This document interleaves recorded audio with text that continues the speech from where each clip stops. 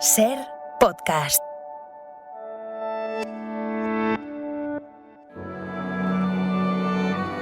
Bienvenidos a Sucedió una noche, un programa dedicado al mejor cine de todos los tiempos.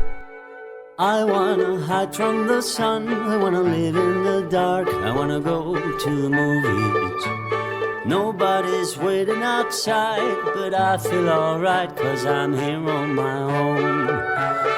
I can kiss Marion and Jane, I can sing in the rain, I can be Superman. I'll never come out again. Las estrellas míticas, los grandes directores, las películas inolvidables. Dirige y presenta Antonio Martínez.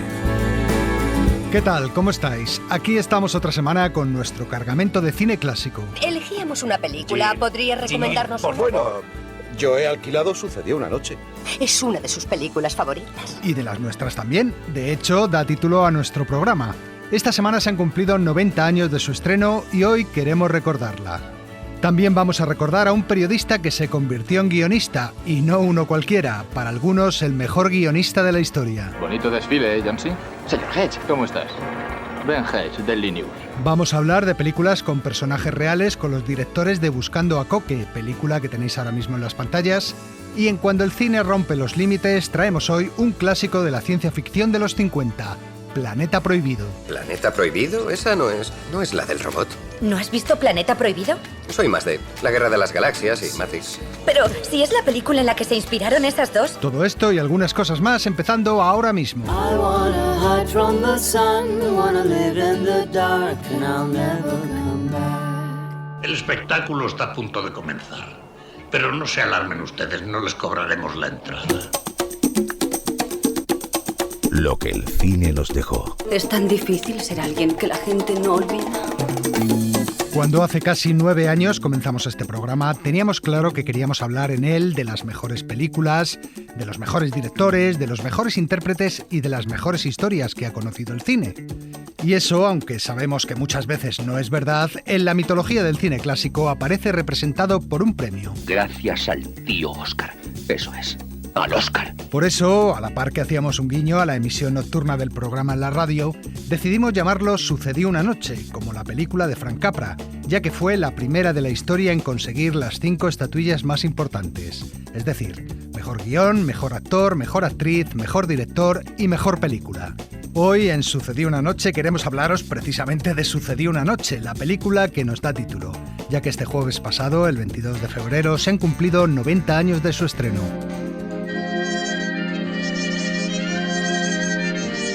Los 5 Oscar que ganó Sucedió una noche fueron en realidad una sorpresa tanto para la Columbia, el estudio que la producía, como para su director y protagonistas. Acaban de nominarte para el Oscar. ¿Qué? Estoy en la academia.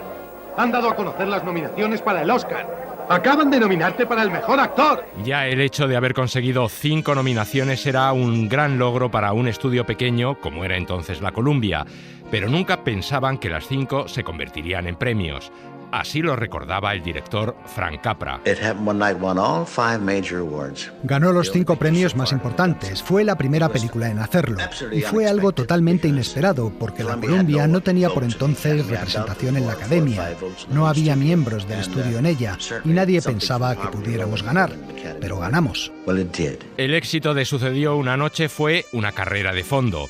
Cuando se estrenó, muy pocos confiaban en ella. Las críticas fueron muy tibias cuando se estrenó. La primera semana recaudamos muy poco y no había previsión de que la película estuviera mucho tiempo en cartel. No teníamos casi ninguna expectativa, hasta que la estrenamos fuera de California, en Salt Lake City, en Atlantic City, en sitios así. Y allí todo cambió. La gente la veía varias veces porque le encantaba y traía a sus amigos, y estos a su vez a los suyos. El éxito fue creciendo desde la nada y después de un mes era ya una avalancha de público. La gente quería entretenerse. Sucedió una noche triunfó sobre todo en los cines de los pueblos y de las pequeñas ciudades. De hecho, durante varios años mantuvo el récord de ser la película con mayor número de pases en los cines de fuera de las grandes ciudades norteamericanas. Y es que, como contaba la actriz Claudette Colbert, Sucedió una noche se estrenó en un momento muy particular.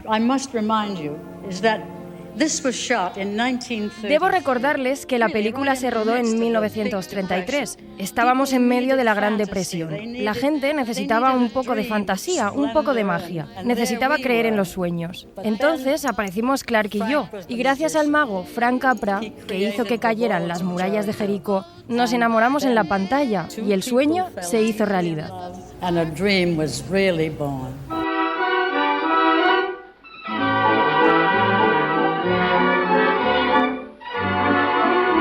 Todo comenzó cuando Frank Capra leyó un relato de la revista Cosmopolitan en la sala de espera del médico. Aquella breve historia le gustó y pensó que podría hacer una película con él, sobre todo por una cosa. Había leído una historia titulada Autobús Nocturno que me pareció interesante porque era una historia de carretera y yo tenía ganas de rodar una película con muchos exteriores. Así que le pidió al jefe de la Columbia, Harry Cohn, que comprara los derechos del relato. Sucedió una noche contaba la historia de una joven, hija de una familia de millonarios de Miami, que huye de su casa para llegar a Nueva York y poder casarse con un playboy del que cree estar enamorada.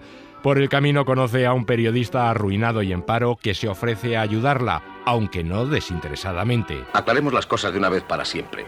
Si tiene la absurda idea de que usted me interesa de un modo personal, olvídela. Para mí solo es una noticia. Quiere reunirse con King Wesley, ¿no es así? De acuerdo, la ayudaré. A cambio quiero la historia, en exclusiva y con todo detalle, de su loca fuga hacia la felicidad. Necesito esa historia.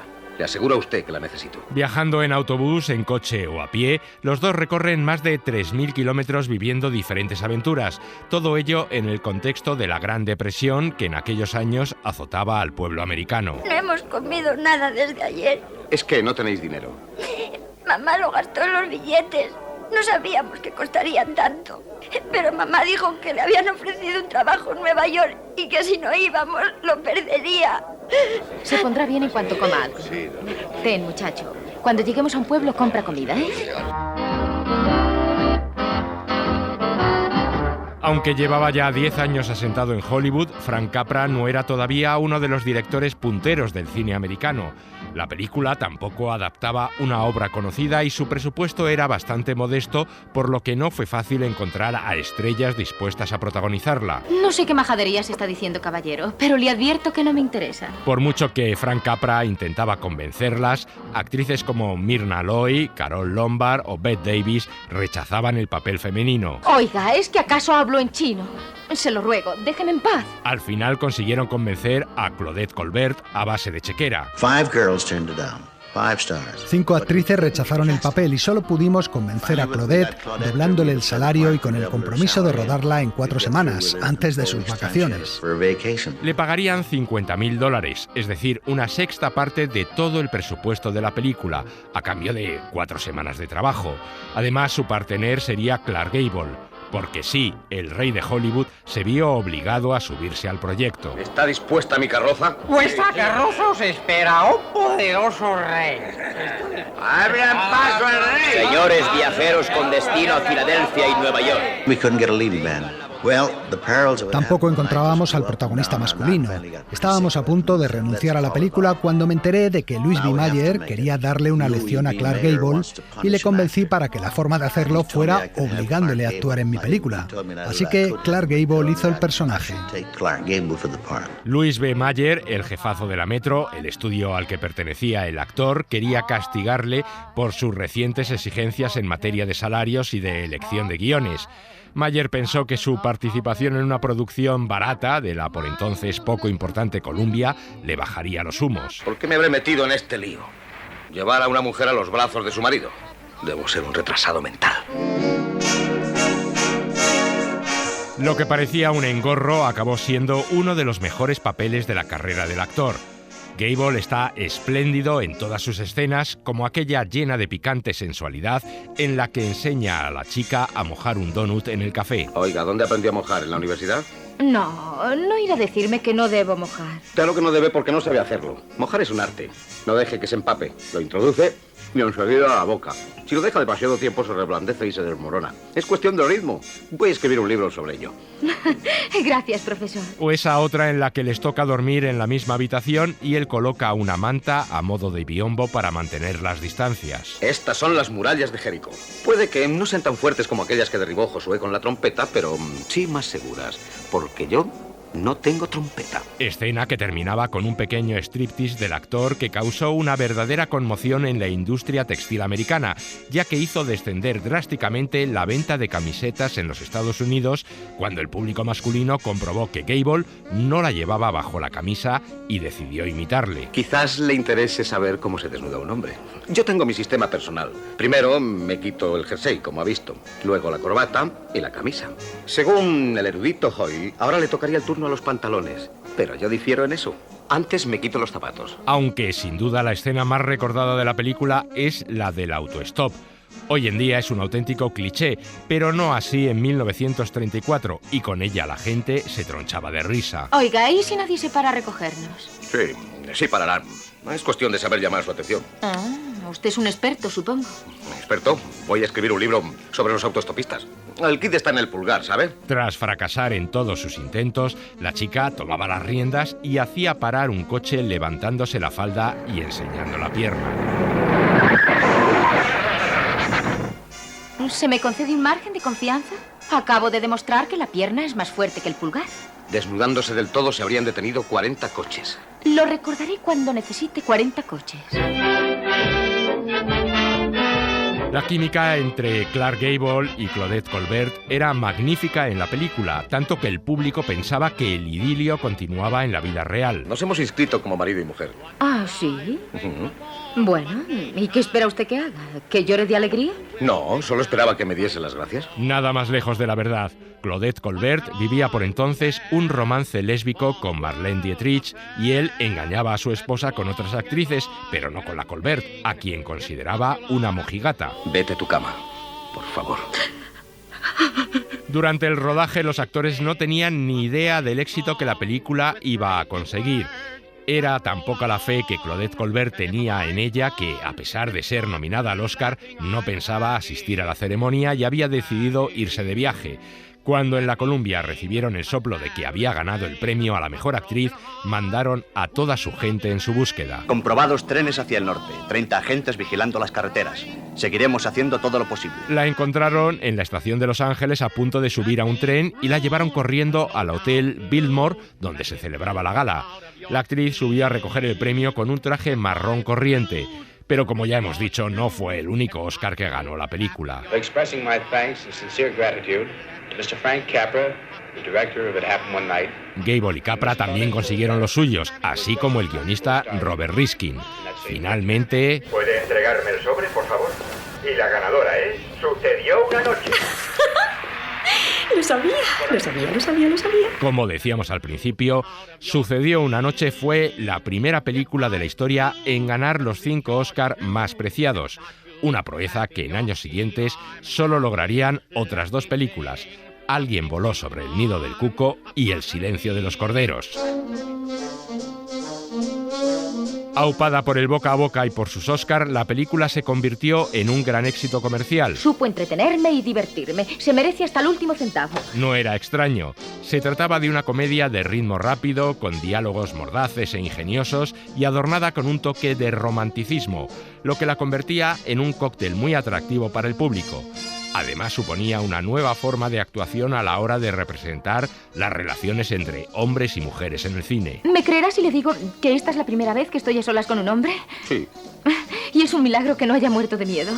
Niñeras, gobernantas, carabinas y guardaespaldas. Solo me faltaba el dragón. El consuelo es que nunca se ha sentido sola. Con Sucedió una noche, de hecho, se inauguró oficialmente un subgénero de la comedia que arrasaría en la década de los 30 y principios de los 40, la llamada screwball comedy, o comedia disparatada de enredo, que habitualmente planteaba la batalla de sexos y el choque entre personalidades opuestas, haciendo añicos los prejuicios sociales. Todo ello con un ritmo frenético y unos guiones chispeantes que encantaban al público. Bien, por nuestra eterna diversión. Ningún actor volvería a rechazar una oferta de Frank Capra, que a partir de entonces se convirtió en uno de los directores más respetados de Hollywood y en uno de los primeros cuyo nombre figuraba por encima del título de la película. 90 años después, Sucedió una noche sigue resultando una película cercana y entrañable, y aunque algunos de sus gags se hayan quedado viejos, no así su espíritu, que sigue transmitiendo optimismo y ganas de vivir.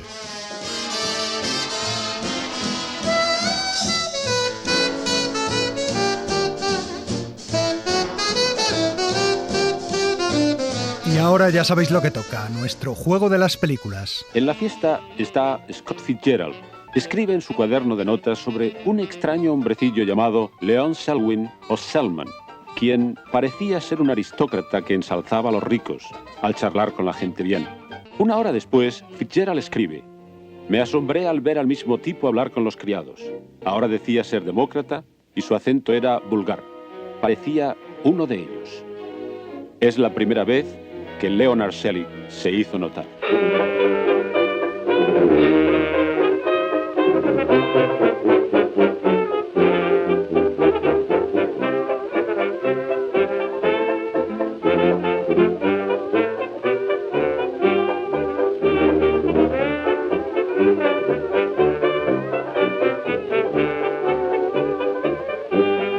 El juego ese es de gilipollas. ¿Qué dices, tío? Es mola mazo. Sí, sobre todo el día que el tren le arranque la cabeza a alguno. Ya verás tú lo alucinante que va a ser. Como el Alto. ¿Qué Alto? El año pasado se mató uno que llamaba el Alto.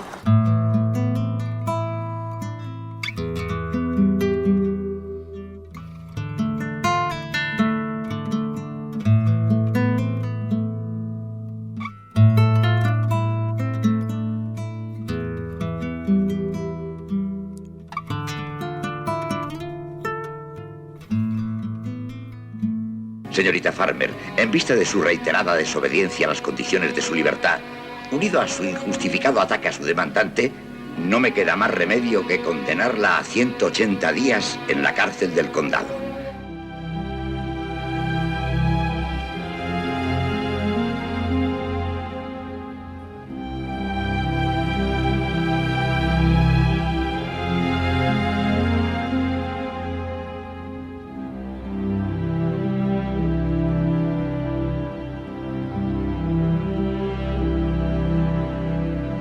Pues estas eran las tres que teníais que adivinar esta semana.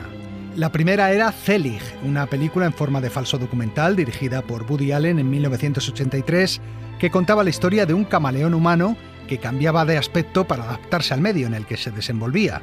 De su banda sonora sonaba un fragmento de un tema de los años 20 del siglo XX a cargo de The Charleston City All Stars. En el segundo diálogo, Juanjo Ballesta y otro niño hablaban del peligroso juego al que jugaban junto a las vías del tren en El Bola, el film que ganó el Goya a la mejor película española en 2001 y que tenía música de Eduardo Arvide. Y terminábamos oyendo la sentencia del juez con la que comenzaba el viaje a los infiernos de Frances Farmer, una actriz estadounidense de los años 30 y 40 cuyo biopic protagonizó Jessica Lange en 1982. Biopic que se titulaba así, Frances, y que tenía como tema principal esta música que suena de fondo, compuesta por John Barry. Dale un título y lo escribirá. Enciclopedia Curiosa del Cine. Parece más una bomba que un libro. Ya sabéis que además de las biografías de directores y grandes estrellas de la pantalla, nos gusta acordarnos de vez en cuando de otros profesionales que han contribuido decisivamente a la historia del cine. Hoy queremos recordar a un guionista norteamericano del que el próximo miércoles 28 de febrero se van a cumplir 130 años de su nacimiento. Su nombre era Ben Hecht.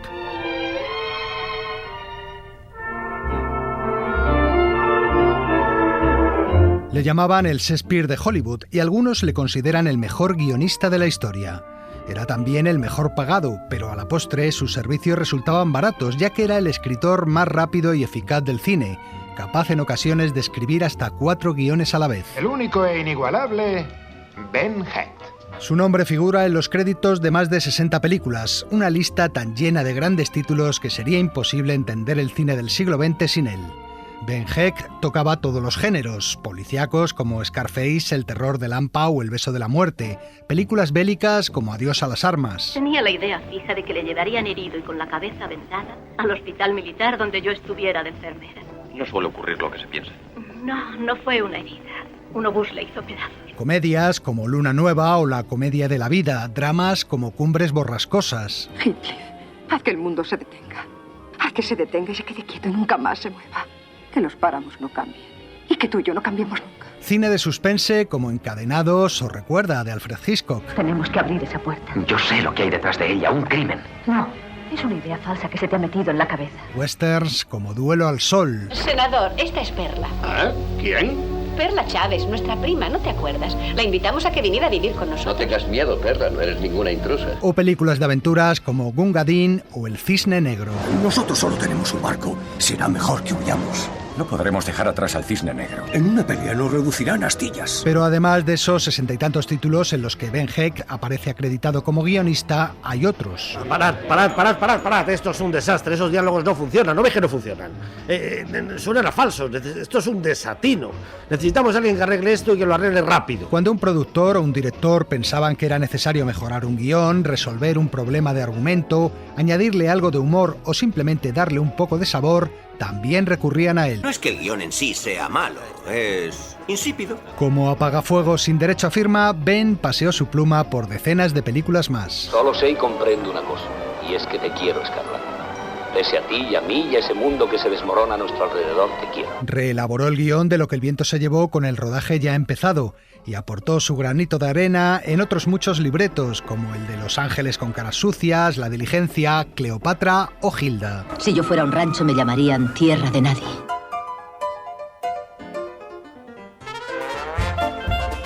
Ben Hecht nació el 28 de febrero de 1894 en una familia de inmigrantes rusos y judíos. Desde el principio apuntó maneras de niño prodigio. A los 10 años era ya un virtuoso del violín y a los 12 sorprendía a todos como acróbata de circo. ¿Y aquel es Ben? Mi hijo mayor, el que está en la cúspide del castillo humano. Pero él lo que quería de verdad era ser escritor y para ello a los 16 años se trasladó a Chicago. Chicago es una gran ciudad, madre. Y siento que me llama. Creo sinceramente que el porvenir tiene reservado algo especial para tu hijo. En Chicago encontró trabajo en un periódico como conseguidor de fotos, es decir, se encargaba de pedir a sus familiares fotos de personas que habían sido asesinadas o muertas en accidentes. Ya tenemos la fotografía de la cerda. ¡La ha conseguido este! ¡Oh, estupendo! Se llama Ben. Serás un buen periodista. Así es, pronto dejó de buscar fotos para convertirse en periodista, especializándose en crímenes y corrupción política, dos temas que en el Chicago de los años 20 daban bastante juego. Ese es Ben Hecht. Es muy buen periodista. ¿Le conoces?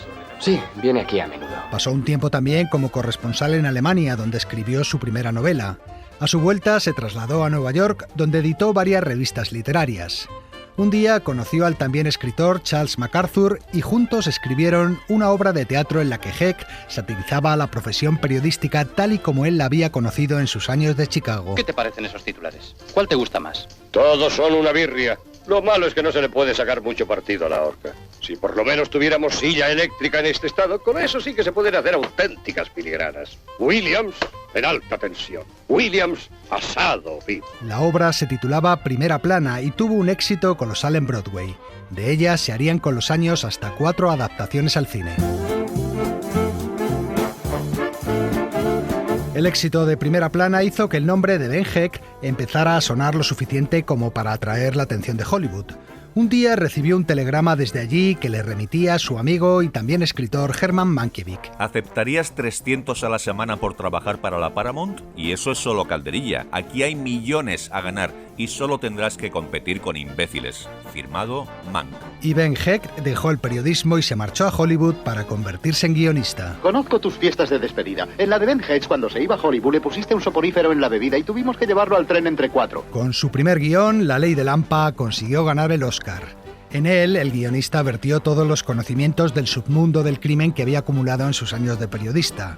La llegada de Ben Hecht a Hollywood supuso una bocanada de realismo en las historias que se contaban, tal y como explicaba el catedrático de Historia del Cine de la Universidad del Sur de California, Rick Jewell. Sabía cómo escribir en un plazo breve, que era algo imperativo en el periodismo, pero también en el mundo de los guionistas de Hollywood. Además, sus historias en los periódicos estaban impulsadas por los personajes y la inmediatez de lo real, y él aportó esa cualidad a sus guiones.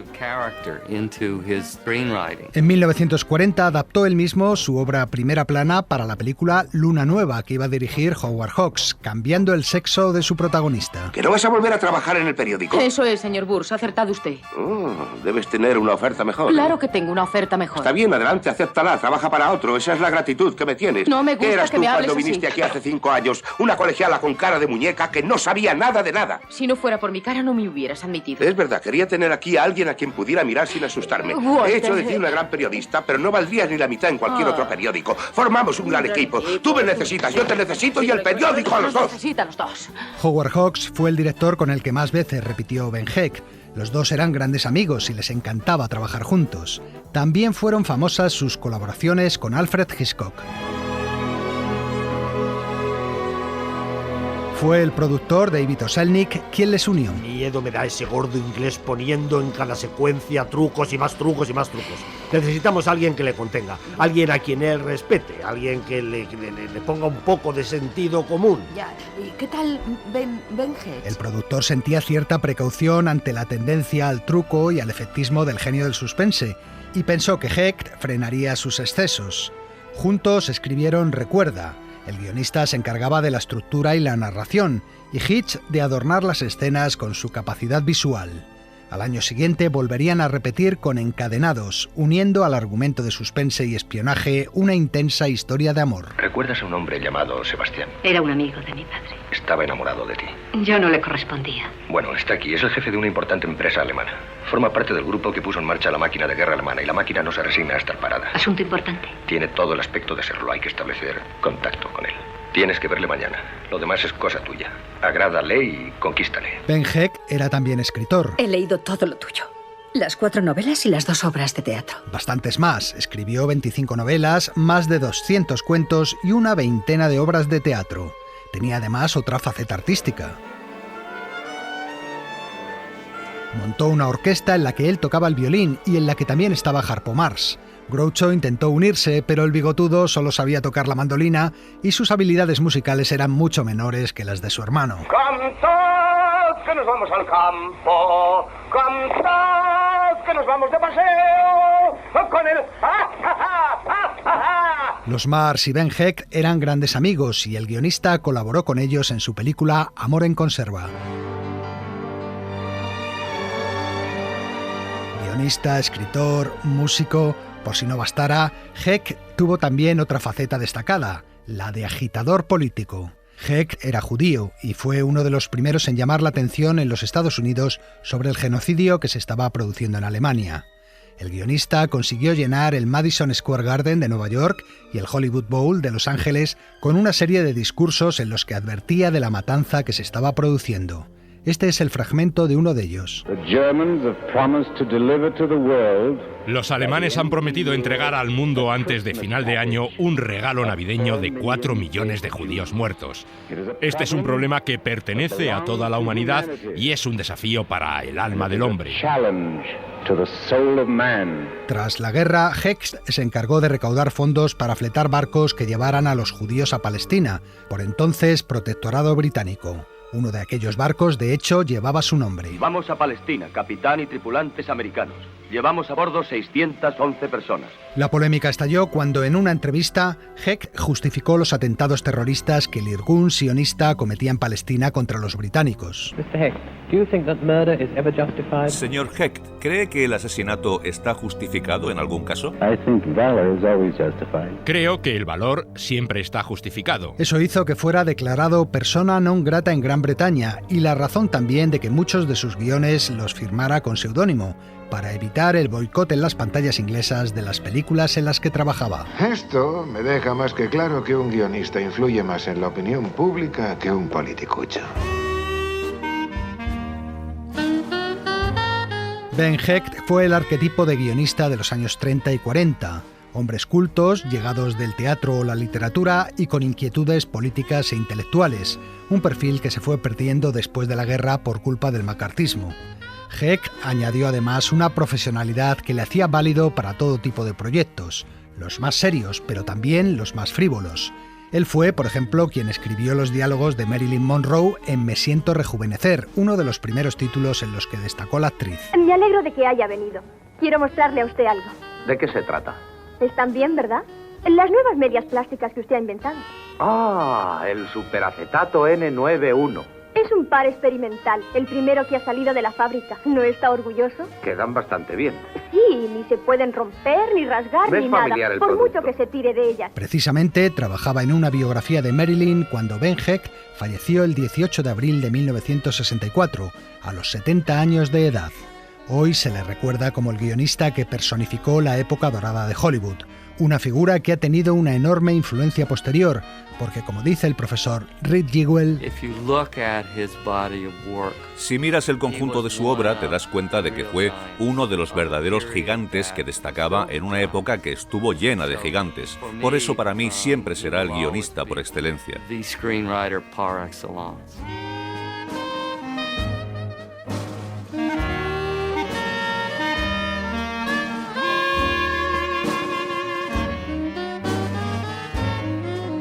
Sucedió una noche. El cine clásico en la SER. Si ese avión despega y tú no estás a su lado, te arrepentirás. Tal vez no hoy ni mañana, pero sí muy pronto y para el resto de tu vida. El cine de su vida. Es de Casablanca. Toda mi vida he estado esperando decirlo. Hoy tenemos como invitados a Teresa Bellón y César F. Calvillo, los directores de la película Buscando a Coque, que se estrenó la semana pasada. Teresa Bellón y César F. Calvillo habían dirigido cortometrajes como Una noche con Juan Diego Boto y Cariño, me he follado a Bumburi. Y en Buscando a Coque incorporan también a una persona real en su ficción, el cantante Coque Maya, autor de nuestra sintonía. Ellos nos cuentan de qué va esta comedia protagonizada por Hugo Silva y Alejandra Jiménez. Películas que incorporasen a personajes reales, como ser John Malkovich fue un referente en algún momento, aunque la película evidentemente no tiene nada que ver, pero sí que hasta nos motivaba, ¿no? Porque esa película nos encanta y es como una locura y dijimos, joder, es que se hizo. En mi despacho hay una puerta diminuta y esa puerta te lleva directamente dentro de John Malkovich. Ves el mundo a través de los ojos de John Malkovich y después de unos 15 minutos eres escupido a una cuneta junto a la autopista de Nueva Jersey. Me parece genial. ¿Quién coño es John Malkovich? Luego hay una película que no es exactamente un personaje real, pero que se llama Juliet Naked, que es una película indie que está basada en una novela de Nick Hornby, que tiene algo también de nuestra película, porque él es muy fan de un cantante que ya no está, pero lo que pasa es que es un cantante inventado, pero ese referente también nos funcionó mucho. Seguro que Dani te lo ha contado, pero soy un admirador de tu trabajo. Guay. Y bueno, no sería exagerado decir que soy una especie de experto mundial. ¿Un experto mundial? Me he leído tu reseña, sí. Vaya, ¿puedes decirme en qué me he equivocado? ¿Por dónde empiezo? Luego, por ejemplo, como personajes reales, a nosotros siempre nos ha influido mucho Larry David, aunque no es una película, pero bueno, el humor de Larry David, Louis C.K., a pesar de todo lo que luego pasó con él. Por supuesto, el cine de Woody Allen es muy referente también para nosotros. Pero cuando de pronto David Probace, que fue Jorge Sam, para nosotros fue como, ostras, esto también se puede hacer aquí. Jorge, ¿te estás escondiendo de mí? No, es que voy con prisa, ¿sabes? Porque voy a hipnosis. ¿Ya no vienes a las sesiones de grupo?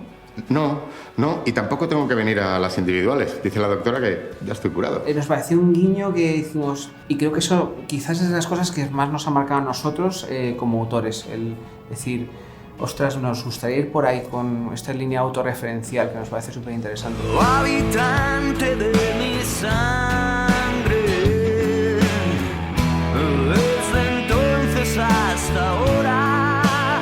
Para empezar, nos gusta mucho que un personaje en la historia comparta, digamos, mundo, comparta referente con toda la gente. Es decir, es un personaje real que está en una película, lo cual nos parece muy interesante. Esa mezcla de realidad y ficción, es como que a nosotros de pronto nos parece que ese juego a nosotros nos volvió un poco locos, siempre nos gusta mucho, es como que nos da verdad, ¿no? Es verdad que ya cada vez se hace más y ya no es el mismo efecto, pero a nosotros eso, no sé, siempre esa duda, ¿no? Esto es verdad, es mentira, nos gustaba mucho. Cariño, me he follado a Bunbury. ¿Qué? ¿Me estás diciendo que me has puesto los cuernos con mi puto ídolo de toda la vida? A ver, que esto no se puede considerar ponerse los cuernos. Acuérdate de lo que hemos dicho siempre si teníamos la oportunidad de acostarnos con nuestros mitos. Y luego también tiene otra ventaja que en el corto, cuando tienes muchísimo menos tiempo para contar una historia, automáticamente ya presentas a un personaje simplemente con su nombre. Si encima puedes utilizarlo y ya sale, pues mejor, pero nombras, por ejemplo, en el caso de nuestro primer corto a Bunbury y a la gente tiene situado, no hace falta que digas Bunbury es una persona que tal, sino que ya de inicio, narrativamente,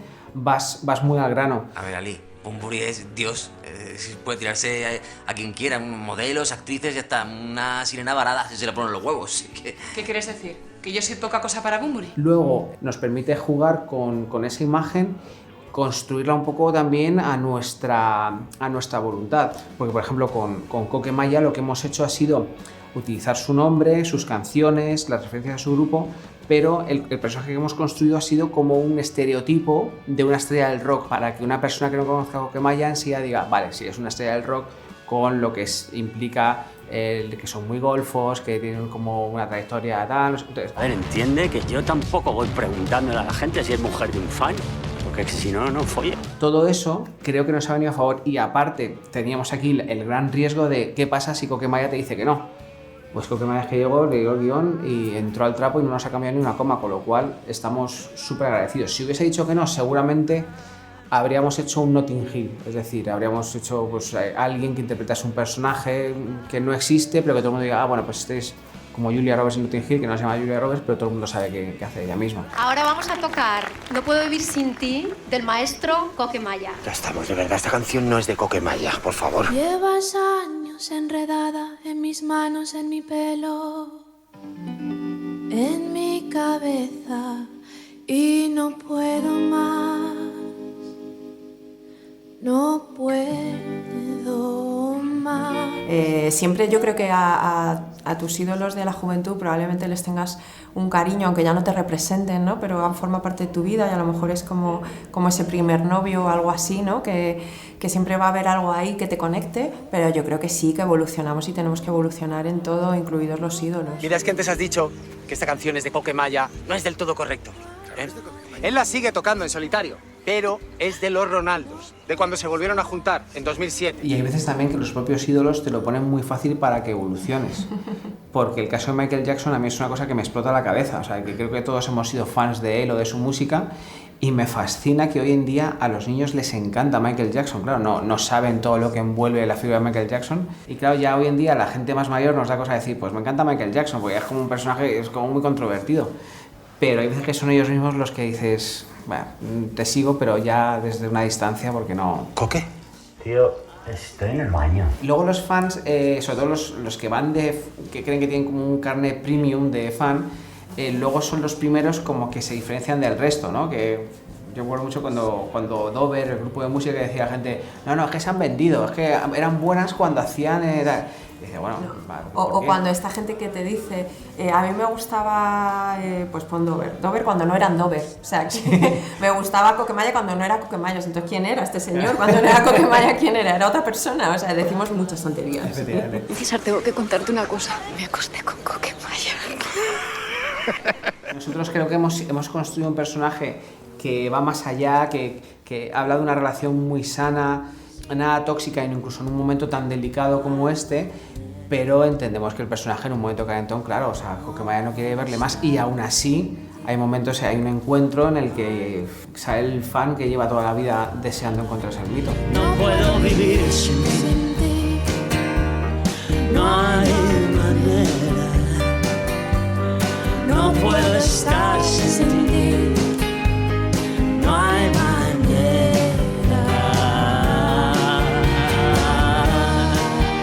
Sucedió una noche. El cine clásico en la SER.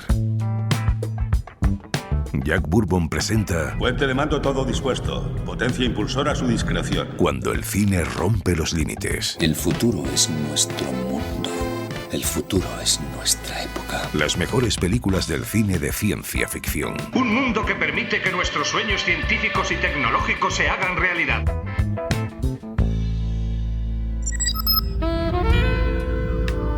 ¿Qué tal, amigos? En el Salón de la Fama de los robots más famosos del cine hay varios que ya han pasado por esta sección. Tenemos, por ejemplo, a Robocop, a R2-D2 y a C-3PO, a María de Metrópolis, Gord de Ultimátum a la Tierra o al pistolero de Almas de Metal. Hoy vamos a sumar a otro más a la galería, uno de los más icónicos de la ciencia ficción, Robbie, protagonista de Planeta Prohibido. Robbie, además, ha dado mucho juego en las pantallas, ya que ha aparecido en otras películas como El Chico Invisible, Los Gremlins o Amazonas en la Luna, y en muchas series de televisión, desde Perdidos en el Espacio hasta Colombo. Planeta Prohibido fue dirigida en 1956 por Fred Wilcox, un director que hasta entonces solo había tenido éxito con un par de películas protagonizadas por la perrita Lassie. Planeta Prohibido fue la Guerra de las Galaxias de los años 50. Era la primera película de Hollywood en la que el espectador se adentraba en el espacio para descubrir un mundo muy diferente al nuestro. Preparen sus mentes para una nueva escala de valores de la ciencia física, señores. Fue también la primera película de ciencia ficción de gran presupuesto del cine norteamericano, con una inversión de $2 millones, cantidad bastante notable para la época. La Metro, el estudio que la produjo, había hecho antes películas de fantasía como El Mago de Oz, pero nada orientado al espacio. Así que decidieron estrenarse poniendo toda la carne en el asador, con una producción llena de efectos especiales novedosos, espectaculares decorados y rodada en Cinemascope y Technicolor. Miren qué color tiene ese cielo. Me gusta más el azul del nuestro. Pues no sé, creo que un hombre podría acostumbrarse a este. Y hasta gustarle. Además, Planeta Prohibido destacaba por su originalidad argumental, una película que mezclaba aventura, psicología y misterio, y que abordaba un tema que acabaría siendo recurrente en el género, el peligro de que la ciencia vaya demasiado lejos. Servirá al hombre para recordarle que al fin y al cabo no somos Dios. El argumento de Planeta Prohibido es una imaginativa recreación de La Tempestad de William Shakespeare. Como el próspero de La Tempestad, el Dr. Morbius vive solo, no en una isla como aquel, sino en un planeta con la única compañía de su hija y un robot. A ese planeta llega no un grupo de marineros, como en la obra de Shakespeare, sino la tripulación de una nave espacial con el propósito de descubrir qué pasó con otra misión enviada allí 20 años antes. No queda nadie más, comandante. Antes de terminar el primer año, todos ellos, hombres y mujeres, sucumbieron. ¿Por qué? A cierta especie de fuerza planetaria. Uno a uno y pese a las medidas tomadas, mis colaboradores morían despedazados. En esos 20 años, Morbius se ha dedicado a estudiar la antigua civilización que habitaba el planeta, los Krell, una raza mucho más adelantada tecnológicamente que los humanos. ¿Qué cimas alcanzaron?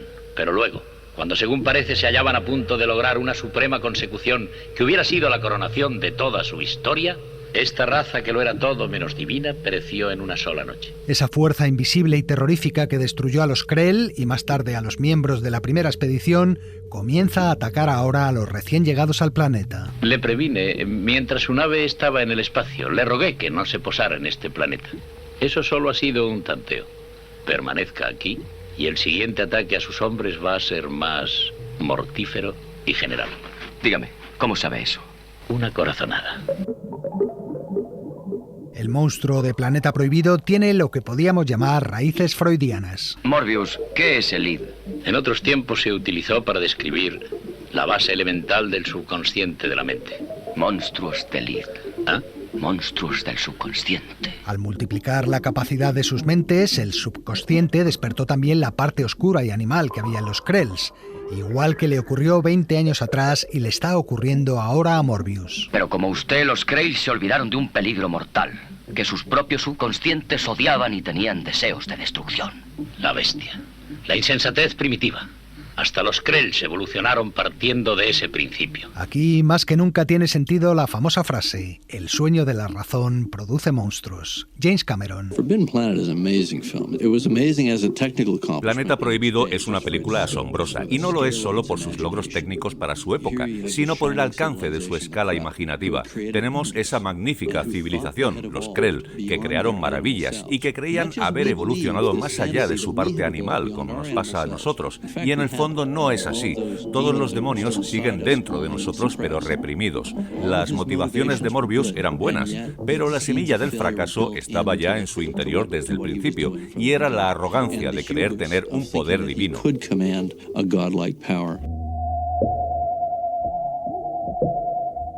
Walter Pidgeon, el actor de películas como La señora Miniver o Qué verde era mi valle, interpreta al Dr. Morbius. Recientemente he desentrañado unas enmarañadas indicaciones, según las cuales en los días que precedieron a la aniquilación, los Krells habían empeñado todas sus energías raciales en un nuevo proyecto, con el que según todas las apariencias esperaban poder llegar a liberarse de una vez para siempre de tener que depender de cualquier clase de instrumental físico. ¿Una civilización sin ningún instrumental? Increíble, ¿eh? Teniendo a una estrella famosa a bordo, la Metro completó el reparto con actores jóvenes poco conocidos. El comandante de la misión es Leslie Nielsen, en el que era su debut en el cine. Vista hoy en día la película, resulta divertido ver a este actor al que la mayoría del público identifica con sus películas de parodias como Aterriza como puedas o la saga Agárralo como puedas, interpretando un papel serio de héroe romántico. Leslie Nielsen. Fred Wilcox, el director, nos reunió a todos antes del rodaje y nos dijo: esta es una película seria, así que tratadla como tal. Mi personaje era un comandante disciplinado y fuerte que se enamoraba de una chica que no era consciente de sus encantos. Yo, desde luego, sí lo era. Ven a bañarte. No he traído bañador. ¿Qué es un bañador? Bueno, no te preocupes, ya salgo yo. No, Alter, escuche. Por favor, usted no debe...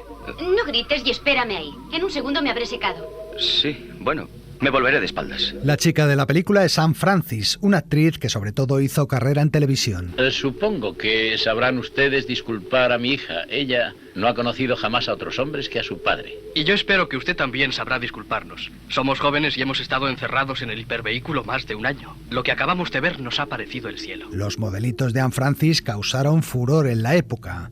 Era la primera vez que una actriz aparecía con minifalda en una película, mucho antes de que esa prenda se pusiera de moda. Su personaje marcó, por ejemplo, a un jovencísimo Steven Spielberg cuando vio la película. Anne Francis era muy excitante. Madre mía, qué sexy era. Recuerdo que pensaba, ojalá fuera ella mi babysitter. La película tenía cosas fantásticas para un preadolescente como yo. Cosas como ella o como Robbie, el robot. Las minifaldas de Anne Francis fueron la razón también de que la película se prohibiera en España y en otros países. ¿Es que no lo comprende, Alter? Contémplese usted. No puede ir de ese modo delante de hombres, y menos delante de un lobo del espacio como Farman. Así que vaya a su casa y póngase algo que... ¿Qué le pasa a mi vestido? Yo misma lo diseñé. Planeta Prohibido no se estrenaría en nuestro país hasta 11 años después, en 1967, cuando ya lo de las minifaldas no escandalizaba a nadie. Pero como decía Spielberg, hay otro personaje en la película que se lleva al público de calle. Sean bienvenidos a Alter 4, caballeros. Si ustedes no hablan este idioma, estoy a su disposición con otras 187 lenguas, aparte de numerosos dialectos y subdialectos. Usted es un robot, ¿verdad? Exactamente, señor. Y he sido convenientemente adiestrado para responder al nombre de... Robbie. Robbie, con su aspecto de muñeco Michelin, relleno de circuitos, era un robot de lo más apañado. No sé qué hemos comido, pero todo era delicioso. Son manjares sintéticos que hace Robbie. Se introduce una muestra de comida para seres humanos en esta abertura. Aquí debajo hay un pequeño laboratorio químico donde él las analiza y luego puede producir idénticas moléculas en cualquier forma y cantidad. Y además, a diferencia de otros robots anteriores del cine, cumplía con las leyes de la robótica de Asimov. Apunta al comandante. ¡Fuego! ¿Lo ven? Está desolado, sumido en el dilema subeléctrico entre obedecer mis órdenes directas y su inhibición básica, causar daño a seres racionales. Anulada. Uno de los aspectos más destacados de la película son sus decorados, diseñados por el equipo de Cedric Gibbons, todo un mito de la dirección artística y ganador de 11 Oscars. Este no es más que uno de sus laboratorios. Notarán que muchos de estos instrumentos hoy les son familiares, pero no fueron creados por técnicos humanos. Algunas escenas se rodaron en el mismo plató del Mago de Oz, y los espectadores más observadores pueden ver semejanzas con el país de los Munchkin.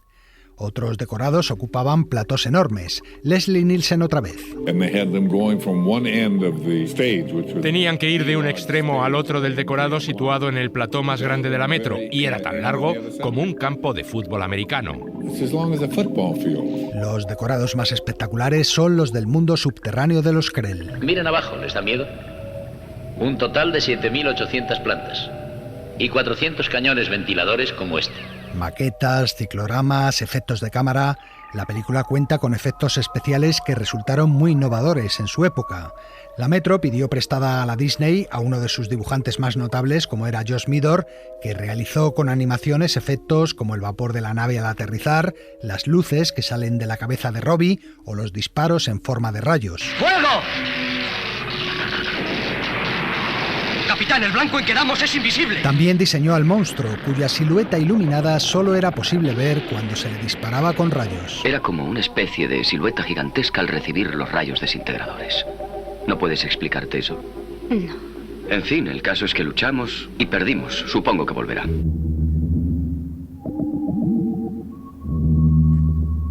Otra de las originalidades de Planeta Prohibido reside en que fue la primera película de la historia con una banda sonora compuesta íntegramente por instrumentos electrónicos. Sus responsables fueron el matrimonio Bebe y Louis Barron, que en principio fueron contratados únicamente para crear los efectos de sonido. Bebe Barron.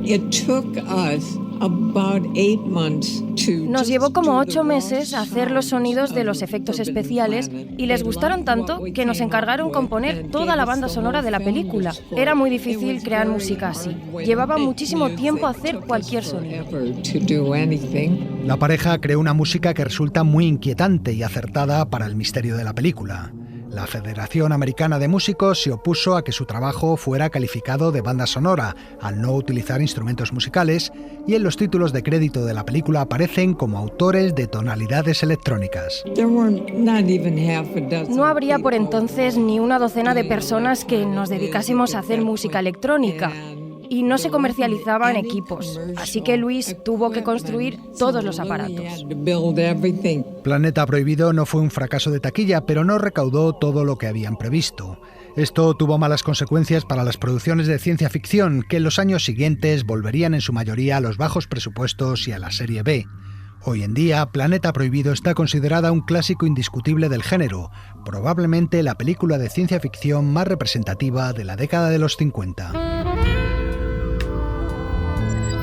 Fue también una película que influyó mucho posteriormente en películas como La Guerra de las Galaxias o en series de televisión como Perdidos en el Espacio o Star Trek, especialmente en Star Trek, tal y como me contó mi amigo, el escritor especializado en ciencia ficción, Matt Singer. Es fácil ver en ella detalles que luego aparecen en otras películas, especialmente en la saga Star Trek, donde incorporaron directamente algunos elementos y otros sirvieron de inspiración. Por ejemplo, en su interior, la nave de Planeta Prohibido se parece al Enterprise. Los discos desaceleradores en los que se colocan los tripulantes son similares a los tubos teletransportadores de Star Trek. También los disparos luminosos de las pistolas láser. Seguro que los que diseñaron Star Trek conocían bien la película y les gustaba mucho. En fin, amigos, hasta la semana que viene. Continuará. Pues esto se ha acabado. Pascual Gozálvez y Mariola Sarrió han echado una mano en las voces de un programa que, como ya sabéis, hacemos todas las semanas Helio Castro y Antonio Martínez. Nos vamos a despedir con un clásico de la música americana y también de la música de cine, The Way You Look Tonight, el tema que Fred Astaire cantaba en la película Ritmo Loco y que ganó el Oscar a la mejor canción en 1937. Aquí la canta otro clásico, Neil Diamond. Saludos para todos y hasta la próxima. Someday, when I'm awfully low, when the world is cold, I will feel a glow just thinking of you and the way you look tonight.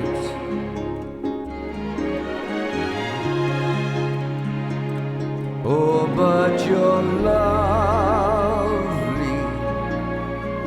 with your smile so warm and your cheeks so soft.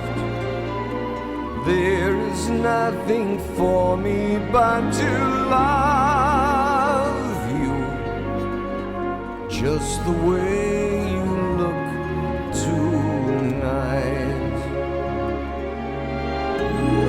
With each word your tenderness grows, tearing my fear apart. And that laugh that wrinkles your nose touches my foolish heart.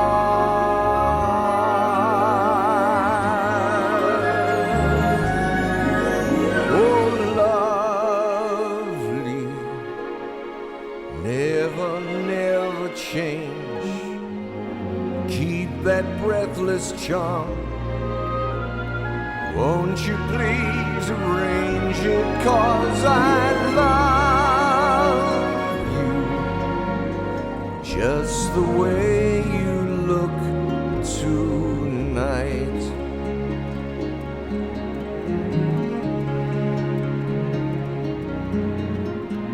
Just the way you look tonight.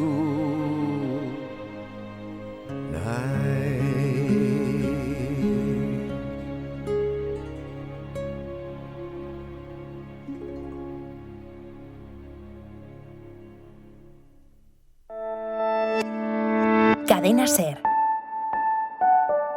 La radio.